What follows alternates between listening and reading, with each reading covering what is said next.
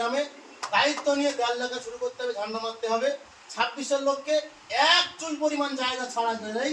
এখানে নটরস ক্রিমিনালকে 2 নম্বর ব্লকের অন্তর্গত শানপুকুর অঞ্চলের 116 নম্বর বুথ মাঝেরহাট, সেই বুথে বুথ কমিটি বুথের কোর কমিটি নিয়ে আজকে বসা। বিশেষ করে এই বুথের 15 থেকে 16 জন একনিষ্ঠ কর্মী কোর কমিটিতে আমরা আছি।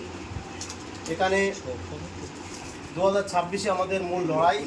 সেই লড়াইয়ে আমাদের এখানে আমাদের প্রাণপ্রিয় বিধায়ক নওশাদ সিদ্দিকী ভাইজান তিনি প্রার্থী হচ্ছেন, এবং সাথে সাথে যে নটরাজ ক্রিমিনাল এখানে দাঁড়িয়েছে, যিনি বড় বড় কথা গত 3 বছর ধরে বলছে, সেটার অবসান ঘটাবে 4ই মে ওর শেষ।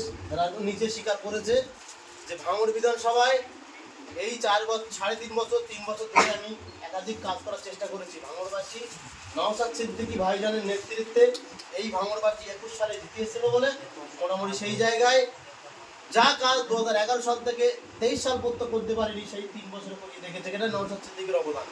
যাক, ভাঙড়বাসী উন্নয়ন পেয়েছে, কতটা পেয়েছে এবং নওশাদ সিদ্দিকী ছিল বলে কতটা পেয়েছে সেটাও জানার বিষয় আছে। যেখানে 294টা বিধানসভার ভিতরে 293টা বিধানসভায় কতটা কাজ হয়েছে, আর শওকত মোল্লা নিজে বলছে এই ভাঙড় বিধানসভায় 100 কোটি টাকা কাজ করেছি, সেটা ভাঙড়বাড়ির জন্য করেছে, সেটা বিধায়ক নওশাদ সিদ্দিকী ওসিলায় হয়েছে। যাই হোক, 2026-এ বাংলার হয়ে ন্যায়ের জন্য লড়াই করার জন্য, বাংলার লাঞ্ছিত বঞ্চিত মানুষের হয়ে লড়াই করার জন্য আবার 26-এ এই ভাঙড় থেকে বিধানসভায় নওশাদ সিদ্দিকী ভাইজান যাচ্ছে। এবং আমাদের শানপুকুর জিপি থেকে ভাঙড় বিধানসভার 13টা অঞ্চল, সেই 13টা অঞ্চলে থেকে বিপুল পরিমাণে ভোট নিয়ে লক্ষাধিক ভোটের বেশি ভোট পেয়ে নওশাদ সিদ্দিকী 26-এ বিধানসভায় যাচ্ছে। এটাই মূল লক্ষ্য। 2 নম্বর কথা, মাঝেরহাটের মতো জায়গায় যেখানে 95%-এর বেশি আমাদের আইএসএফের ভোট, যেখানে নওশাদ সিদ্দিকী এই বিধানসভার যেখানে ওনার কার্যালয়, যিনি ঘর ভাড়ায় থাকেন, সেই গ্রামে হয়ে আমি বলছি ভাঙড়ে কোনো অন্যায় কাজ নওশাদ সিদ্দিকী এই 4.5 বছর 5 বছর লাইব্রেরি করেননি। সেই জন্য ভাঙড়ের মানুষ আশাবাদী। আমি তাদেরকে বলবো, শওকত মোল্লা যে ভিডিওগুলো ছাড়ছে সেই ভিডিওগুলো কমেন্টগুলো একটু পড়তে বলবো, যারা ওই বিজেমুলটা করে। আর নওশাদ সিদ্দিকী ভাই যারা একটা বক্তব্য দিচ্ছে বা আইএসএফের কোনো ছেলে বক্তব্য দিচ্ছে, তাদের ভিডিওটা একটু কমেন্টটা পড়বে। এখানেই প্রমাণ হয়ে যাবে 26-এ কারা ভাঙড় বিধানসভা থেকে জিতছে। সেই জন্য বলবো, এই ভাঙড় বিধানসভায় মাঝেরহাট গ্রামে দেয়াল একটাও বিরোধীদের নেই। এখানে তো বিরোধী বলে কিছু নেই। সেরকম বলবো, ভাঙড় বিধানসভায় প্রত্যেকটা গ্রামে দায়িত্ব নিয়ে দেয়াল লেখা শুরু করতে হবে, ঝান্ডা মারতে হবে। 26-এর লোককে এক চুল পরিমাণ জায়গা ছাড়া নেই। এখানে নটরস ক্রিমিনালকে প্রাক্তন করে আমরা ক্যানিং পূর্বে পাঠাবো, এই অঙ্গীকার আমাদের নিতে হবে। যাই হোক, এই বলে আমার বক্তব্য আমি শেষ করছি। আলমগীর বলুন। এরপরে আমাদের আজকের আলোচনা সভা, আমরা গ্রামবাসী কম বেশি মাঝেরহাট, শানপুকুর অঞ্চল মাঝেরহাট 116 নম্বর বুথ থেকে আমরা বসেছি। 2026 আমাদের ভোটে দায়িত্ব নিয়ে আমাদের এমএলএকে জেতাতে হবে। যেহেতু ভোট ঘোষণা হয়ে গেছে, প্রার্থী এখনও আমাদের ঘোষণা হয়নি, তবে আমরা নিশ্চিত আমাদের প্রার্থী আমাদের প্রাণপ্রিয় ভাইজান ফের পুনরায় হবে। আর বিশেষ করে ভাঙড়ে যে প্রার্থী বিরোধী তৃণমূলের যে হয়েছে নটোরিয়াস ক্রিমিনাল, সেই ক্রিমিনালের লাইফে রাজনীতির কেরিয়ার এখান থেকেই শেষ হবে। দ্বিতীয়বার রাজনীতি করার জায়গা থাকবে না।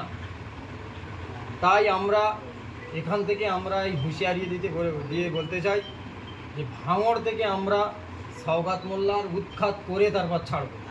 আমাদের যাই হোক, আমাদের রোজার মাস চলছে, ধরো আর 2-3 দিন পরে ঈদটা হয়ে গেলে আমরা মাঠে ময়দানে আমরা নামবো, নেবে আমাদের পার্টির কাজকর্ম আমরা শুরু করব।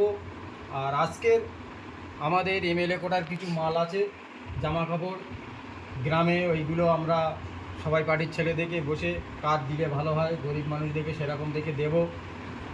আর আমাদের দেওয়াল লেখা এবং ঝান্ডা মারা ওগুলো আমাদের করতে হবে।